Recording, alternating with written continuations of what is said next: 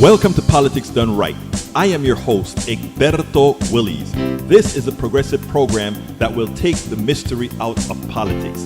This is the program that will encourage you to make sure government becomes we the people. Whether you are liberal, progressive, conservative, or otherwise, you get to air your point of view. We are an independent media outlet that, unlike mainstream media beholden to corporations, we only owe allegiance to you. Remember, you can also send me a tweet at EGBERTOWILLIES. That is at Egberto Willies. Let us engage. It is Politics Done Right.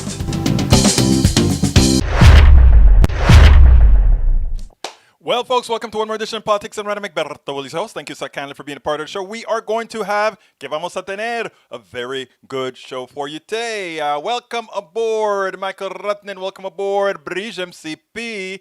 And, of course, there is Nanette Bird-Smith. Welcome aboard. Hey, guys. Let me see what I see here. Let me see. Michael, it's on the third week now. Sore throat, intermittent cough, and minor body aches. Now for 3 weeks, mostly just annoying symptoms. COVID negative, strep negative. Have already been to a doctor. They don't know what it is. Going to ear and nose specialist. Do another COVID. Look for a place where they do the COVID. I guess that's a good thing. Please go ahead and check that out. Egberto Willies, just read this.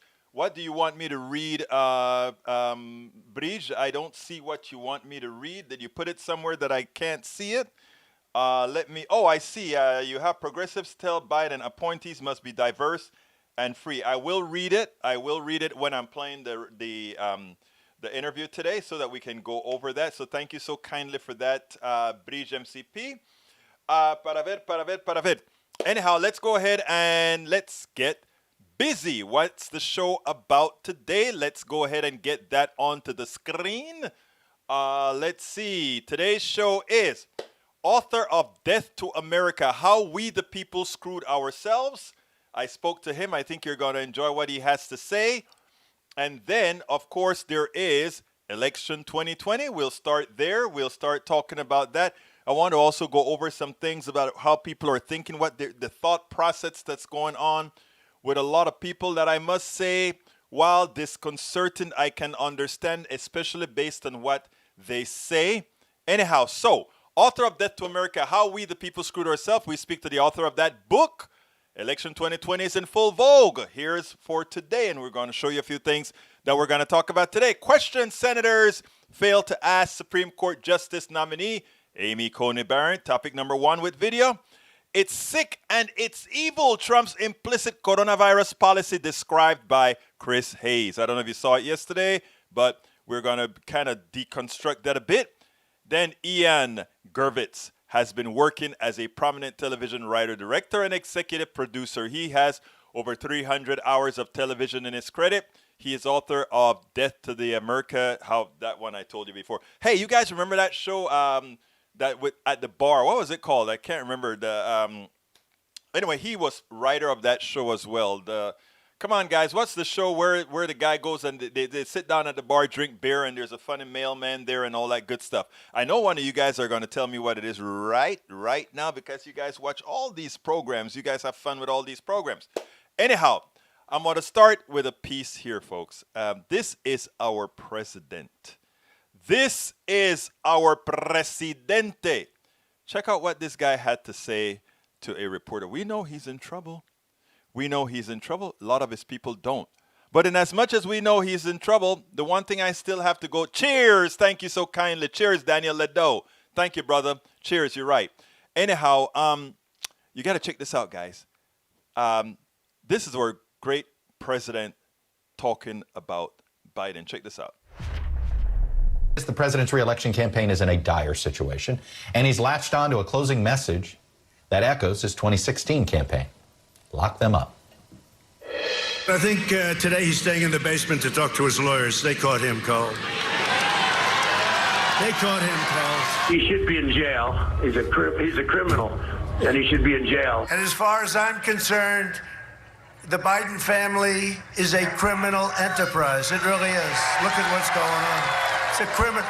You know, I don't know what's going on. Campaign strategy seems to be to call Biden a criminal. Why is that? He is a criminal. He's a criminal. He got caught. Read his laptop. And you know who's a criminal? You're a criminal for not reporting it. You are a criminal for not reporting it. Let me tell you something. Joe Biden is a criminal, and he's been a criminal for a long time. And you're a criminal in the media for not reporting it. In other words, folks, the president wants Joe Biden in jail. The president wants the media in jail.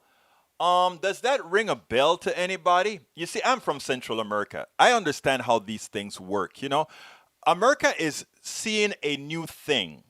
This is something completely anathema to Americans. But those of us from overseas, those of us from places like in Central America and other places, we understand exactly what is going on here. And I know everybody wants the media to cover the Biden story just like they covered Benghazi, just like they covered these other things. But what we learned from Benghazi and what we learned from the email stuff is, wait a minute, is Hillary Clinton in jail yet? No, why?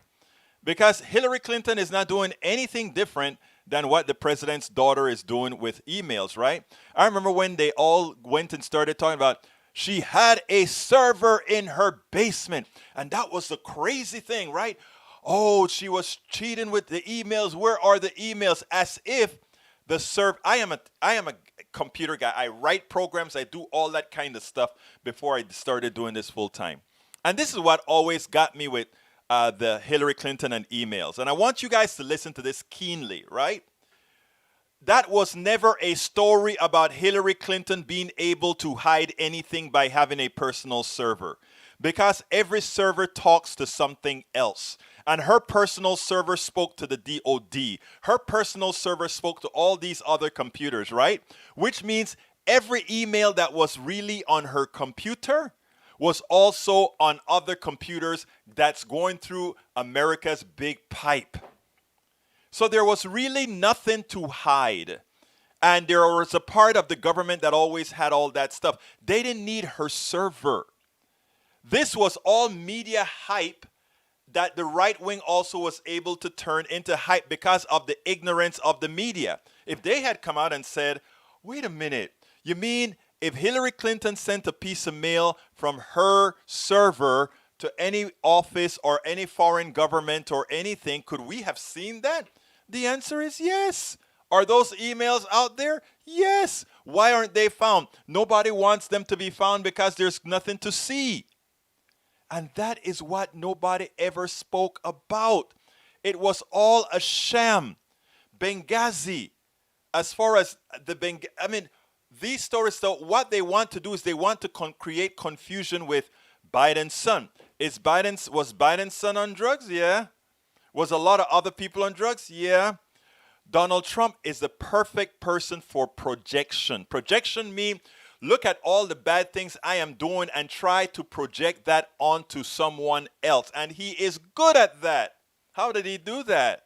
Well, the Biden family is a criminal family. Why? Because the Trump family is a criminal family. They are avoiding taxes. They are laundering money. They are doing all these things. But in order for you to take your eyes off of that, they deflect.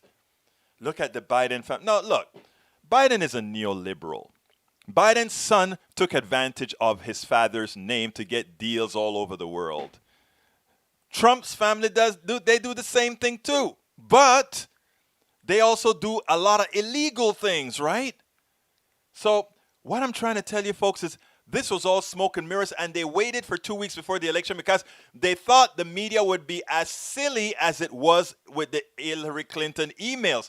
But they got preempted because the FBI comes out and they say, oh, by the way, all that information that went to Giuliani, it's really a Russian plant. And we knew it was going to happen, and we knew when it was happening as well. We knew all of that. The FBI went to Donald Trump and said, Donald Trump, Rudy is getting a lot of information from a Russian plant where they mix up true information along intermingled with false information to give it plausibility. that information went from Trump's FBI to Trump. But Trump doesn't want to hear it because he needs an October surprise. Well, it turned out the October surprise turned into a dud when only Fox News, along with Bartiromo and Senator Johnson, tries to create this image. And then comes the guy from CNN. CNN, Bartiromo. Let me go ahead and see if I can find that for you. Bartiromo and Johnson. And he comes out and he says, "Oh, this is crap what they're talking about." And I need, let's see if I can find it here. I think I may have it here. Well, I can't quite find it right now, but let's see. I can't find it right now. At some other time, I'll be able to show you that. Anyhow, so when you start hearing about the QAnon stuff, when you start hearing about Hunter Biden and all, remember it's just junk. Remember, is Hunter Biden like super clean and all that good stuff? I don't know, nor do I care. Is Biden super clean and all? Well, compared to Donald Trump, Biden is a saint. But is he, so I mean, these are things. What we need to have in this country is a change. We need a change of direction. We need a change that's going to give us, progressives, the ability to take back the country. And that is where we're heading to right now. Now, one of the people that are going to be, that we are going to have to mitigate is Amy Coney Barrett. And I want to show you what a friend of mine sent me, and let's take it on the other side after that. You know, folks, at Politics Done Right, I have really some of the best listeners, followers, supporters, members, you name it, at this program. And, when a lot of times you guys send me things and I highlight it either on my blogs or we talk about it on the radio. This one, I have to highlight every word. There's this man, Tim Donaghy. We worked together at the coffee party for a while, and he has been an ardent supporter of Politics Done Right. And, he every time he needs to vent or whatever, he sends me a little note or something. And this note he sent me about the exchange with the senator and Coney Barrett, right, the Supreme Court Justice nominee. And he sent me this one, and I looked at it, and I said, well, hell, I didn't read his note very well. I just read the whole dialogue, and I said, wow, I didn't hear anybody ask the judge this. I wonder what senator he's talking about. And then I read his title, and it was, I would have liked to see a senator do this. So I said to myself, damn, you're right. This is good. So let me go ahead and read what the dialogue that he wanted to see. And it shows you exactly the reason why we should not have a Coney Barrett on the Supreme Court. Check this out. The senator asks, Judge Barrett, you have identified yourself as a constitutional originalist like your mentor Anton Scalia, correct? Barrett responds, yes. Senator asks, would this country be well served by having 9 originalists on the Supreme Court? Barrett drinks a little bit of water, clears her throat. I think a diversity of opinions is always a good thing. The senator then asks her, can you think of a case where your mentor, Justice Scalia, ever wavered from their originalist interpretation of the law? Barrett thinks for a while and she says, nothing comes to mind. The senator then asks, can you think of any time other originalists like Alito, Thomas, and Gorsuch or Kavanaugh waved from their originalism? Barrett said, no, sir, nothing comes to mind. But, the senator then said, so effectively, 6 originalists would not generally reflect a diversity of opinion, right? Barrett responds, I don't know if that's true.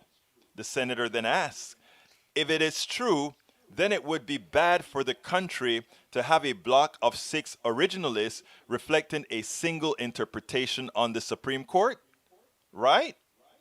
Barrett responds, I wouldn't say that. The senator then asks, then what number of originalists on the Supreme Court would allow a diversity of interpretations? Barrett answers, I can't answer that. The senator then says, then I can't support your nomination because what makes America great lies in our diversity. Diversity of race, diversity of culture, diversity of thought. This extends to the diversity of judicial interpretation. Monoculturalism, racial purity, and interpretive litmus tests for Supreme Court nominees have no place in America. I seek a nominee who is balanced, who understands fairness, who expresses free thinking. And Judge Barrett, you are not that nominee. Tim Donaghy, I also wish I had seen that exchange, an exchange that only occurred in your mind, and an exchange that I would have liked to have heard myself. Folks, what are your thoughts? Anyhow, so that's where we're at. Now, yesterday there was a piece that I saw on what was the program? Chris Hayes. And on that piece, it was funny because we start finally seeing people give a hard hit on the craziness that is occurring with Donald Trump's response to the coronavirus. And I think it's important, right? Because, I mean, people are dying. People are actually dying because of the incompetence of Donald Trump. We have to get him out of there fast, but until we get him out of there, we are going to have to take more personal responsibility. Check this out, and then we'll take it on the other side. We touched on this subject before, but I think this one is a bit more in-depth, given that Sebelius, the former secretary, is real apt in the subject. It's about herd immunity and a bit more. Let's take a listen to this, and then we'll take it on the other side. You know, from the political perspective, it sounds cartoonish or ridiculous to say that right now there's an election between one candidate who wants more people to get sick and one candidate who wants fewer people to get sick. But that is really what the choice is at this point. Well, it seems to be absolutely the choice. When you have a president who, from February till now, has denied the seriousness of this virus, denied hasn't shown any willingness to mobilize a national strategy, and now is repeating what is really bad information, having gotten the virus himself, having said he learned something from getting the virus. He seems to have learned absolutely nothing. So he's actually pushing for other people to get sick. He's pushing out information that is just wrong and false according to public health. I mean, I want to play this clip of Atlas because I just want to be clear on this. This is not a kind of hyperbole. Like, it is actually the theory of Scott Atlas, and I think now Donald Trump, particularly post having gotten COVID and getting hundreds of thousands of dollars of the top medical care provided by public money, that getting COVID, a lot of people getting COVID is affirmatively good. Like, that is the actual stated position of Scott Atlas. He says we've got to protect people in nursing homes and vulnerable populations, but the more people get it, the better. Listen to what he said on April 27th during his tape audition for the White House. Take a listen. We have a chance to have people develop their own antibodies and eventually have enough people have these antibodies to block the sort of network of progression and contagion to the people who are vulnerable. That's exactly the same reason why we give widespread vaccines, to induce this so-called herd immunity. Difference between vaccines and getting COVID, vaccines for polio and getting polio, is that you get the antibodies without the polio. But this seems to be the theory of the case, is that, well, what if we just got everybody sick? Scott Atlas has flipped herd immunity on its head. Herd immunity is about all of us getting vaccinated, so that people who can't take a vaccine, like children under 6 months, can't get a flu vaccine, which is why an entire family group who is around a baby is urged strongly to get the vaccine to protect someone. It's not about making people sick so they protect themselves. And the numbers of deaths that we would have to suffer to get to any kind of herd immunity is not hundreds of thousands, it's millions of Americans.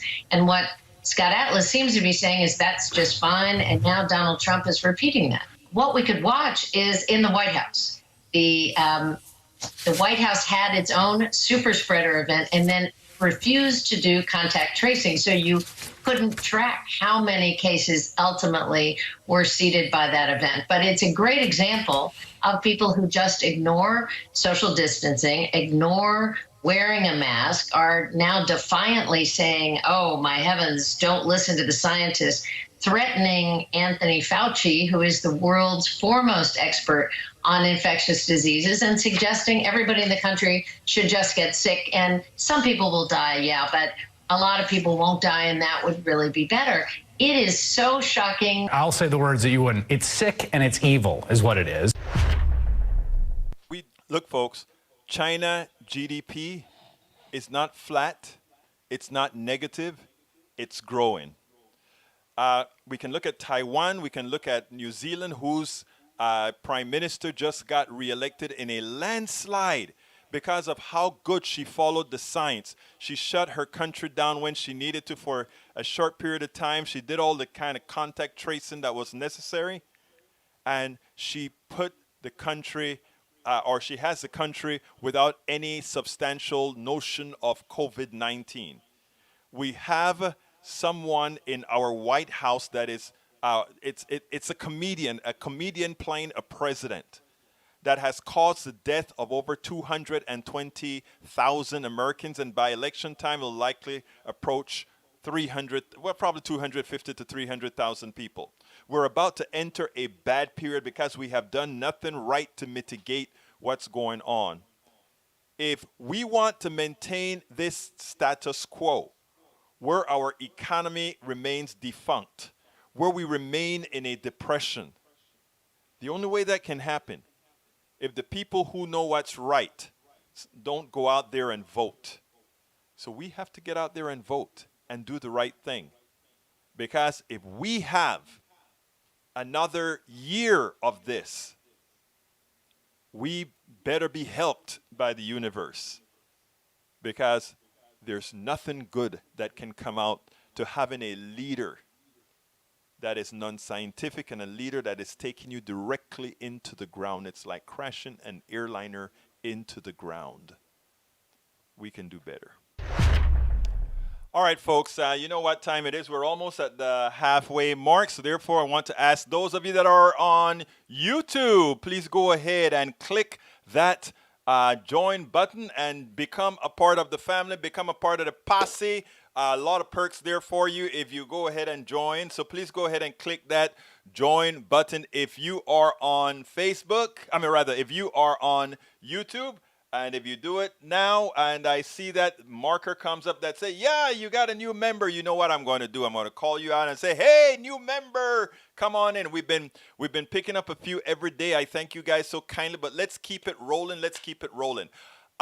Folks, it's worth it how to talk to your right-wing relatives, friends, and neighbors. Doing pretty well at Amazon. We need to keep it going to make sure we can continue this programming going. I mean, we have to get all our different ways of supporting the program. Please go to that Amazon link that I just placed in there. If you want to get the book, that's a direct Amazon link to the book. You can get it. Now, you can also purchase the book directly from our store, which is at politicsdoneright.com/store. Again, that is politicsdoneright.com/store. For some reason, Facebook didn't get the book link, so I'm going to put the Amazon link back in again, see if Facebook would take it this time. So please go ahead and get it at the store. Now, for those of you that are currently listening on Facebook but would like to become a member of our YouTube posse, here is the link to do so. I'm putting it out to Facebook, Periscope, and Twitch. There is that link, politicsdoneright.com/YouTube. politicsdoneright.com/YouTube. Those of you that want to provide support via Patreon. Patreon is our premier supporting software, if you will, the software that's run by another company that helps support Politics Done Right. That is politicsdoneright.com/Patreon. Patreon is spelled Patreon. And of course, PayPal we support. go to politicsdoneright.com/PayPal. We cannot do this without you, so please click on that join button, become a member of our YouTube posse. You'll be supporting all the videos that we do every day. You'll be supporting all the blogging we do all day. You'll be supporting all the activism we do throughout the year. We cannot survive without you. Okay, without further ado, I bring you Ian Gervitz. Here to you today is in line Al Rose. Is this Al Rose, my brother, mi hermano de Panamá? Si eres mi hermano de Panamá, escríbalo allá adentro. Okay, let's go ahead and listen to Ian Gervitz. Here we go. Welcome to one more edition of Politics Done Right. I'm Egberto Willies, your host. I'm here today with a special guest, Ian Gervitz. Ian, how are you doing today? Good, man. How you doing? I am doing great, folks. We're hanging in. Watch it. You're hanging in. We have a slight delay, so let me just kind of bring you in properly. We are sure you know the name Ian Gervitz, as he has been working as a prominent television writer, director, and executive producer. You know, there are over 300 hours of television that is credited to him. I mean, that's a big repertoire. A native New Yorker who, since arriving in Hollywood, has worked on such professional hits as Wings, Becker, The Wonder Years, Get a Life, and Frasier. Who can forget Frasier? Between staff jobs, he's had studio term deals at New World, TriStar, NBC Studios, and Paramount. In addition to working on television, Gervitz has written 5 books and continues to contribute essays on subjects such as politics and religion to the Huffington Post and the Los Angeles Times. You can always reach him on Twitter at IGURVITZ. Folks, we are going to talk a lot about politics today, but specifically as well, death to America, how we the people screwed ourselves. Ian, how you doing, buddy? That's it. Good. Just, day by day these days. I don't have any nails left. Yeah, I know. I tell you, especially since you can't be out there all of the time. I gave a little short intro about you. Tell us a little bit about yourself. Well, like you said, I've been in LA. I'm a New Yorker living in exile in LA for the last 30 years and working on TV and made an indie movie like 15 years ago. Write books as well, including the last 3, which have been about politics. Starting in like 2016, put out a book that had an F-bomb in the title, Welcome to Dumblankistan. To do with the state of our political situation, sort of inspired by Sarah Palin. And the fact that, it just shocked out of me that we would even entertain the possibility of something that stupid and ill-equipped for higher office. But, I ended that one like 6 months before the election when it was Trump. But I figured, like most sane people, that Hillary would take it. Turned out that didn't happen. So after that, I just had to put the anger somewhere. So I wrote a book called Freak Out in 2017, which sort of described what I was doing.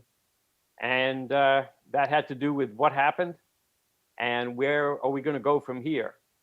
And, so I spent the next 3 years screaming at my TV. And then I finally switched over to screaming at my laptop. And out came this book called Death to America. The title was pre-COVID.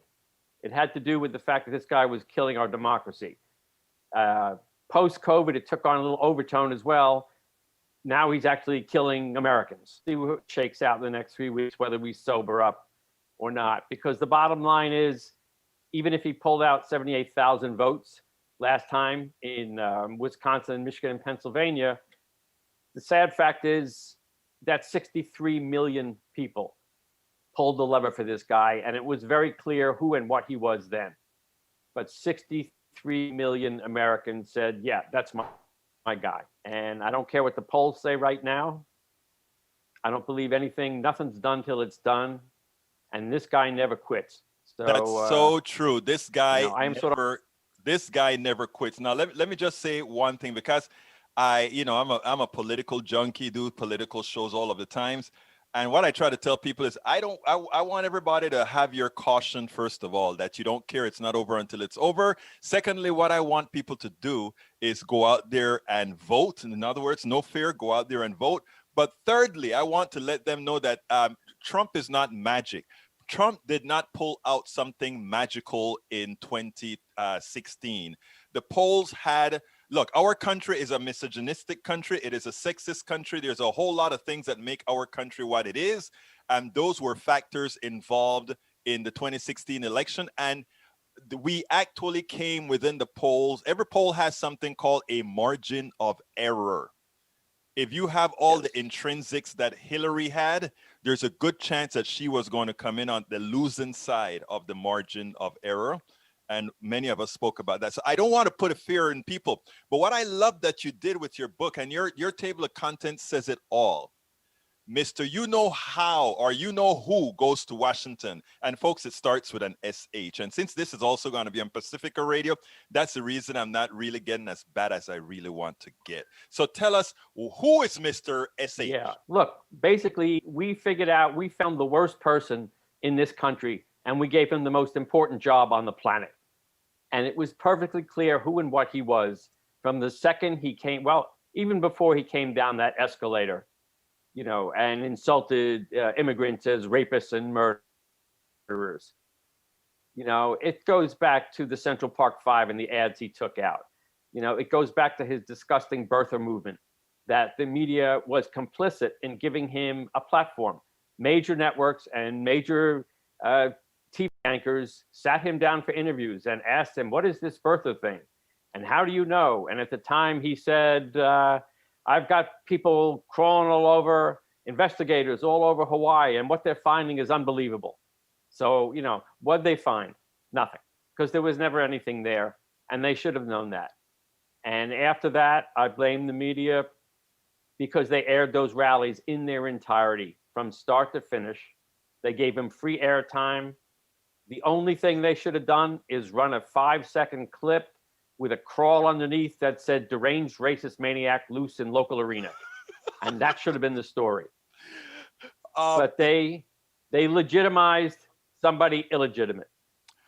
Let me tell you, first of all, I love the phrase, and I love what they should have run, what you say they should have run underneath, you know, but I mean, I don't know if you remember I think it was the president or vice president of CBS. They figured that this guy was so good for the eyeballs, so good for the ratings, that they were willing to prostitute the country to make a whole lot of money. So that's why we talk about, we are considered here the alternate media. That's why your book, this book that you have, this actually book that I want everybody to read, it's a rough book, but it's a necessary book, Death to America, How We, the People, Screwed Ourselves. Get this book before the election if you ever have an intent on voting for Donald Trump. But let me tell you, that's why we have an alternate media, because we are not looking for the money from prostituting our country. We are looking to elevate it. I love what you have, the rise of the Third Reich. And I guess he probably was the genesis or sort of the fertilizer for bringing that to fold. Tell me a little bit about that. Yeah, well, you know, you remember that run he did. I've got the best people. Yes. You know, he was going to drain the swamp, but instead, what he did was fill it with the swampiest swamp critters that he could find. People who were just incompetent or whose mission in life was antithetical, like who we put in the EPA, like who we put as Secretary of Education, Betsy DeVos, this crazy Jesus freak. You know, Rick Perry is Secretary of Energy, the guy who said in an earlier campaign that he was going to close it, although in the moment he couldn't remember. He forgot that he was going to close it. Yeah, to close the Department of Energy. You know, and then even though he's gone, I have to sit back and remember that he was in charge of the nukes for a while. So, how many of these people have either quit, been fired, been arrested, been convicted? You know, he's taken the worst of the worst and brought them into government. So when people like to say government doesn't work, it works if you get the right people.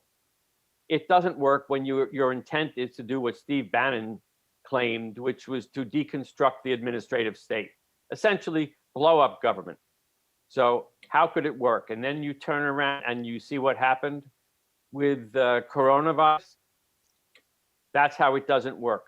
When you get in there and come hoax his way through this because he didn't like the effect it was having on the stock market, and he's played that hand and what, 200 and how many? 20,000 people 220,000. so far? Yes, 8,000.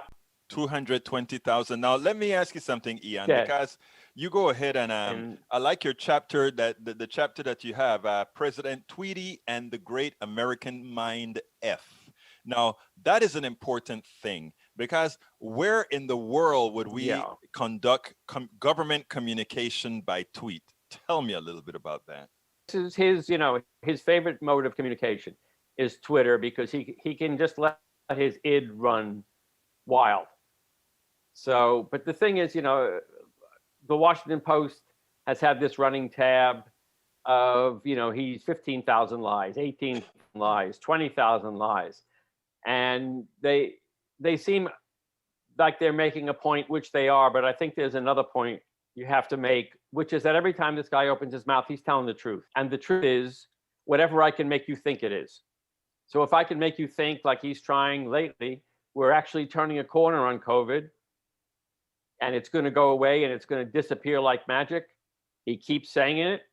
And if he can keep saying it, one contradicts him in the moment, it goes out as fact.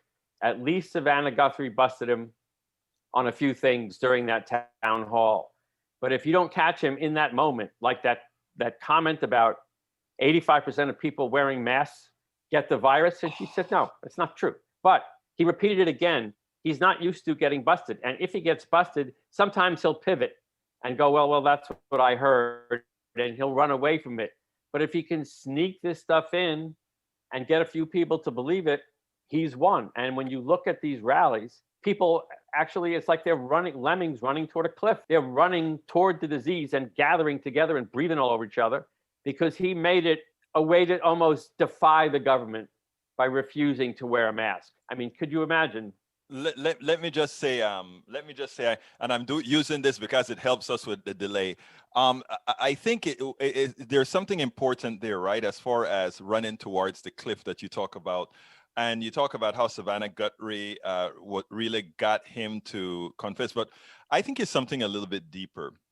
I think, and I started telling people that I really feel sorry for the president, because I think the president is ill. I don't think the president can help himself. I don't think he can help himself with the lies. I don't think he can help living in that imaginary bubble. And the real danger of him is bringing everybody else into that bubble. Your thoughts on that? I agree with you. I think he is deranged, but that's on us. We put him there. It was clear what he was and who he was from the beginning, but he pulled off the greatest con in American history. And now the question is if he can pull this off again. I want to ask you something important, because you said that we did it, meaning we, the individual people. Now, this country is sort of a duopoly right now. We have two different parties. I sit back and fight with myself. I just wrote my own book called It's Worth It, How to Talk to Your Right-Wing Relatives, Families, and so forth. Okay, that was the whole idea. And the idea is that I separate the politician from the people, and the politician as the brainwasher many times, and the people who are able to get brainwashed. Let me ask you your thoughts on, don't you think we probably need to give those people a place to land, because they're so invested in Donald Trump that if they think leaving Donald Trump mean total annihilation of everything they believed in, that there's an issue there? Thoughts on that? I think a lot of these people were re-empowered by Trump, especially non-college educated men. And I think it was an Obama blowback. They lost their sense of self under Obama, and he gave it back. He made it okay to say and do certain things that we were trying to grow past as a society. Now, I've had a few conversations with some Trump supporters, and at some point it's like we can't agree. But here's the thing: in my neighborhood, over the past month, there have been 2 caravans, not just guys, families, kids, in trucks, coming up and down my street, honking their horns, waving flags, with who knows if they had paintball guns. This was like a big show of bravado. Now, if Joe Biden wins, I'm not going to get in my Jeep and go to their neighborhoods and start blasting my horn. I don't need that. I don't need it to feel like things maybe are right with the word. I don't need it to rub anyone's face in it. If there's a landing pad, yeah, I hope there is, because part of the premise that short of secession, we're stuck with each other. Exactly. That is the important point, right? That we're stuck with each other. Now, you said, and a lot of people I hear say it. A lot of people say that these people feel empowered, and who are the people that feel empowered? Most of them are those who are not college educated. And I wonder sometimes, because I know there are a lot of college educated people who are on the Trump bandwagon, not because they like Trump, but because Trump is willing to take away from the masses and give it to the few. And that is their point of view. And they look at the other Trumpsters as the fools that are helping them. How do we separate them? So that, because if they are good at, they think that they can divide and conquer by race. Seemed to me like we have a bigger chunk if we can divide and conquer by class. Your thoughts? Look, it's class, it's money. I think with the bulk of his supporters, it's their fragile egos have been empowered.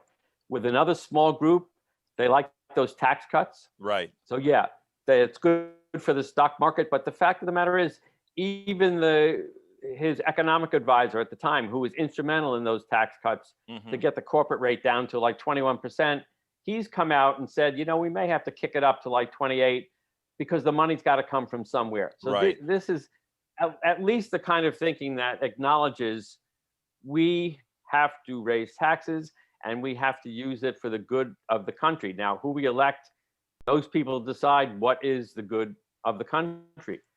I love that some people are scared to death because they think Joe Biden is some crazy socialist. First of all, he's a centrist Democrat, if ever there was one. And secondly, even the craziest socialists come January 2021, they're going to be facing an economic catastrophe like Biden and Obama faced in 2009. Worse. And on top of that, a virus it will not be gone, that will still be killing people. And the virus and the economy are inextricably linked. We can't go back to anything resembling our lives until this thing gets under control. I want to combine two of your paragraphs, chapter 5 and chapter 6 and chapter 7. Welcome to the Terror Dome and Democrats suck at politics. Why do I want to put those together? Because I think the only reason under conditions that are this bad, we should have Terror Dome is because the party that is opposing that which is causing the Terror Dome sucks in the form of how it campaigns to win when adversity is when it should have a win at its back. Your thoughts? As far as the Terror Dome, it was, even in 2017, I looked ahead and thought this would be the ugliest election in our history, and it's proving to be just that. He has said he won't commit to accepting the results of the election. Like he said in 2016, I'll accept the results of the election if I win, which is sort of like heads I win, tails you lose. Yes. He's got his supposedly, poll watchers heading to, and he picked out Philly in 2016 and he picked it out again. We maybe need to get some people to make sure everything is, nothing crooked's going on. What in the world do you think you're going to catch? People running in, voting, going out, changing clothes, put on a fake mustache with fake ID and running back. He says these things that make no sense, and the media never busts him on it. He says what's going on with the ballots, and it's crazy with dogs and cats and dead people, everybody. He just rambles, but he's trying to put the stink on mail-in voting as a precursor to attack state by state if the results are close. So, the chances of him losing and then conceding on election night or soon after, I think are very slim. And if he is getting blown out, my guess is he's got the Trump jet gassed up and he's got some of the immediate family ready to go. You know, if I were Eric Trump, I would be double checking on where that plane is, because I don't think he's going to get the invite. He's going to be on that plane, midnight flight to Moscow. You know, But some as opposed, as you know, and as far as Democrats go, we don't know how to go for the throat. We think that every election is about ideas and right. plans. And if, you know, I love Elizabeth Warren, but during the primaries, you know, I've got a plan for this, I got a plan for that. They're not about plans. You know, it's about inspiring people. It's about reaching people emotionally. But Democrats, you know, thank God for the Lincoln Project and Republican voters against Trump. They're doing the hardcore ads that the Democratic Party just doesn't seem to be able to do. Now, Biden, I think he has to stay on the high road, because there was a moment where I thought, you know, maybe we're settling for this guy. But then I thought about it some more. And what I think is that we reached out to this guy. And it's an emotional reaction for someone who is intelligent, experienced, empathetic, and just decent. I think most Americans are craving decency from the White House and in government. Let me tell you something, Ian. First of all, you're right. I am not a Biden fan, and I became a Biden fan in the way the campaign is being run for the most part. I am disappointed in the way the other organizations that are supposed to be supporting the candidates, external of the candidate, the type of ads that you're running. You're absolutely right. Thanks for RVAT and the Lincoln Project. They are doing a good, the hard-hitting job done. That said, like I said, in my case, I'm a lot more left than Biden is, but Biden is somebody who will look at what things, you know, how things need to move forward. Now, you're a writer. The job that you have, the pulse of America, the shows that you've written for, these were well-received shows, which means you have somehow had the pulse of America. I expect a landslide. My question to you is, how are the writers in Hollywood gonna communicate? Because you guys have a job to do after this is over. You have to find a way with your funny pieces, with your documentaries and all of that, to help bring us back together. What's your intent on that? You know, once we get past stage one relief, and again, knock wood, if it happens. It will. Yes. If we get past relief, and if we get past the momentary need to rub it in somebody's face who you knew who wouldn't shut up about Trump, you know, hopefully that will get through that pretty quickly. But after that, I think we're into pragmatic, you know, solutions to real problems. This virus will still be in our lives. The economy will still be in the tank. People will be out of work. It's not like electing a Democrat. All it does is slam the brakes on disaster. Right. And Donald Trump, and I'm a New Yorker, and when he uses this word, I know what he means, and I use it too. He is an effing disaster. You know, all I would say to Republicans right now is, if you think you're tired of all that winning he said you were going to do, look out the window. How's life? You know, use Reagan's comment. Are you better off now than you were 4 years ago? Can you go to work? Do you have a job? Can you pay your bills? Are your kids in school? Can you take your kids to the movies? Can you go out with a friend, family for dinner? Can you meet a friend for a beer? Can you go to a bar and watch a baseball or football game? You know, life has become abnormal, and it's this guy's fault 100%. I've got two last questions. The first is, tell me a little bit about the 7 sins that gave us Trump, and sort of in a quick shot way, and then I have a last thing for you. You know, it's our love of money and the fact that we equate money with goodness. You know, there's a little Calvinist side to that. It is fame and what he did on The Apprentice that legitimized him. It sold us, he's 300 pounds of Trump steaks, and The Apprentice sold us that as a real businessman. It's our silly notion of freedom, which we think is the same as license. I can do whatever I want. I don't have to wear a mask and you can't stop me. As opposed to freedom being something we experience individually and share collectively. we need each other to live as free people. There's a problem, I think, with our understanding of religion and what the nature of this is. Look at those Supreme Court hearings. There's a little frightening religious undertone to her that scares the hell out of me. But it's how we have been taught, how we think, the values we have that we think are American that aren't. Patriotism is not about flags and, jets flying overhead at football games and color guards and songs.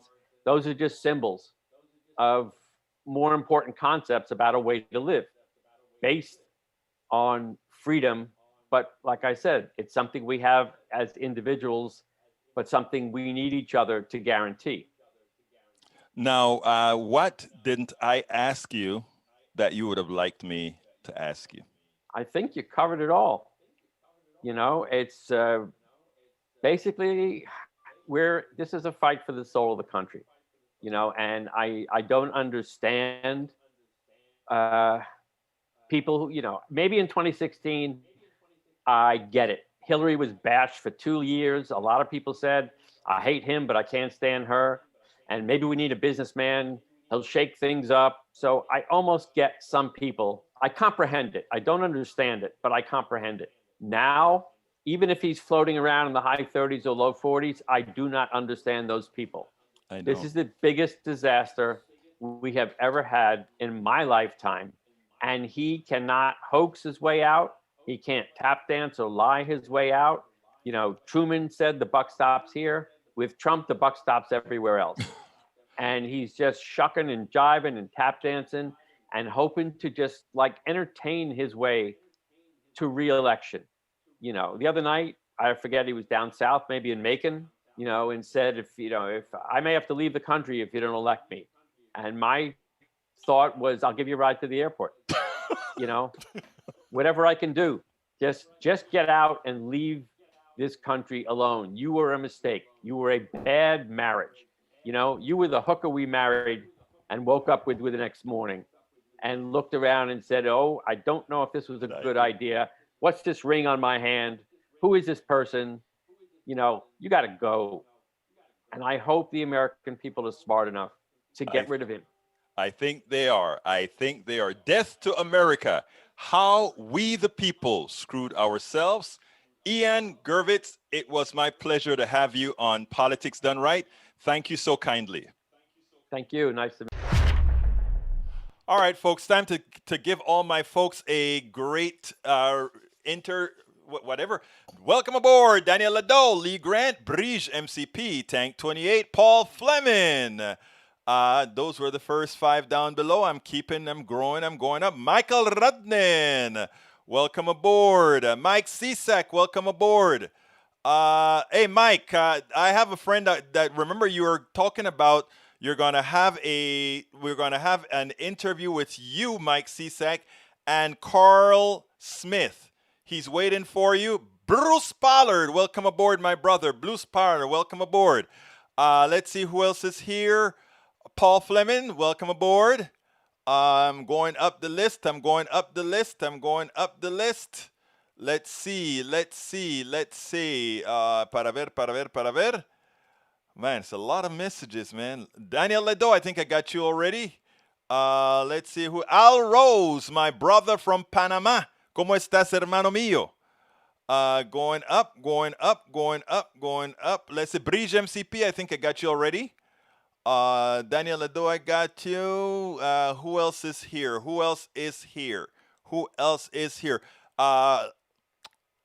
Norman Reynolds, welcome aboard. Let's see, and I'm not almost to the top yet. John Cotter, how you doing, John Cotter? Hell of an activist here in town. Welcome aboard, John. Let's see. Nanette Bird Smith, welcome aboard. I think I called you out earlier before I started this new call out. Beatrice Small, welcome aboard. And if I miss you, please just drop me another message that comes at the bottom of the line so I can call you out. I think I got everybody. If I missed you, I am so sorry, but I like to get all my folks called out. I think I got everybody. Let me get back to the bottom. A few messages just came back in. I don't know if it's from YouTube or where. Okay, great. Lee Grant, I think I got you. Okay, we have about 2 minutes, actually about 2 minutes to go. I think there was a message that touched on me, and I can't remember which one it is. I'm looking for it right now. It says, Egberto hopes to teach them, but they are impervious to evidence. They're not impervious to evidence. What happens, and I noticed that with a conversation I had with a friend on Facebook. He's very much to the right. And he looked at me and he said, I said, oh, TV's informing you incorrectly. Get off of Fox News. And then he said, I don't watch TV at all. And then in my mind, I sat back and like, oh my God. He doesn't watch TV at all, so he doesn't get a chance to channel surf so he can see alternative points of view. He uses Facebook, which pretty much puts you in a silo by making sure you only see messages of your, messages that conform to what you want to see.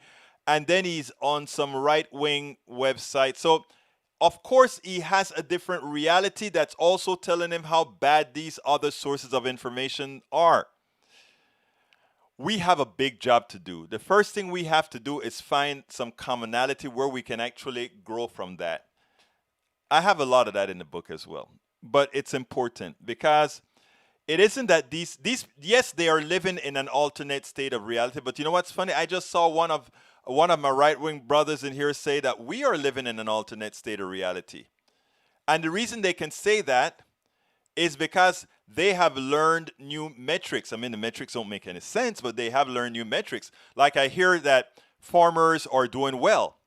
Well, if I have one agribusiness that's considered a farmer and 9 farmers, and the agribusiness makes $900 million, and the other 10 farmers make $10 million, right?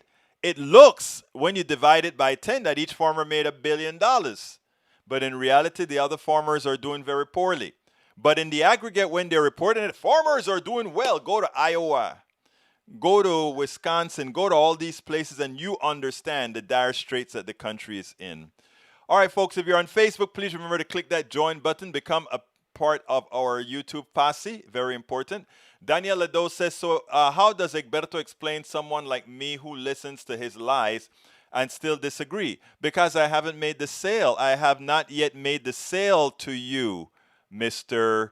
Ledo. And notice, Ledo, you give me hell through my blogs, through my page, everywhere.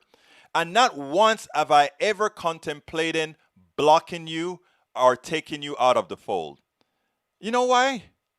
Because one day, something is going to happen that your mind, your subconscious mind. Mary McKay Curo, welcome aboard. And I love what you have to say. I have faith in the soul of Americans. We are better than this. That's the statement of the day. I have faith in the soul of Americans. We are better than this. The statement of the day, Maria. Statement of the day. But anyhow, the reason I block no one, the reason I don't do any of that, I ask people who can't stand folks on my page and don't want to hear from, you guys can personally stop yourself from seeing them.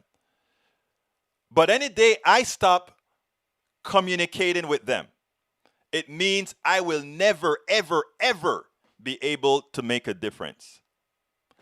No, you and I haven't been in constant conversation for 15 years. We haven't gone out to coffee and all that kind of stuff. One of these days, Daniel Ledo, right now you'll be kicking and screaming, no, I don't want to have coffee with you. I know you're going to say that, Daniel. But any day, if you have the courage or the pelotas to say, all right, Egberto, let's go ahead and have an objective cup of coffee where we can speak, go one for one without having to impress anybody on any side. We'll see what would happen then. I've had people I've spoken to people that are a hell of a lot tougher than you. I'm talking people with AK-15 or what? AR-15s, okay? And we've come out of conversations doing just fine. So I don't think I would have a problem with you. So anyhow, folks, we got to get out of here. Please go get my book. Go get me. Vaya a conseguir mi libro, por favor. My new book. The ratings are good. Okay, check it out. I'm putting the link in there. It is. Para ver. Vete ahí, hombre. All right, bear with me a second. I need to go ahead and put the link in there. It looks like I'm not going to get that link in there because it doesn't want me to put my link in there, but I am going to try anyway. I'm going to try to put a link in there. Okay. I'm going, using the wrong. Hey, I have 3 keyboards on the screen, buddies. I have 3 keyboards on the screen, and they're fighting with the keyboard and putting the wrong one in. All right, there is the link to the book. That's the Amazon link to the book. Please go check it out. And let's see what else I need to do. I need to get that link out to Facebook. And from there, all right, all done. Folks, if you are on YouTube, click that join button, become a part of the family. If you are on, let's see what's the other, on Facebook, just go ahead and go to politicsdoneright.com/YouTube. I got to get out of here. I'm over time. My name is Egberto Willies. This is Politics Done Right. And you know how I end this, baby. I am what? Out.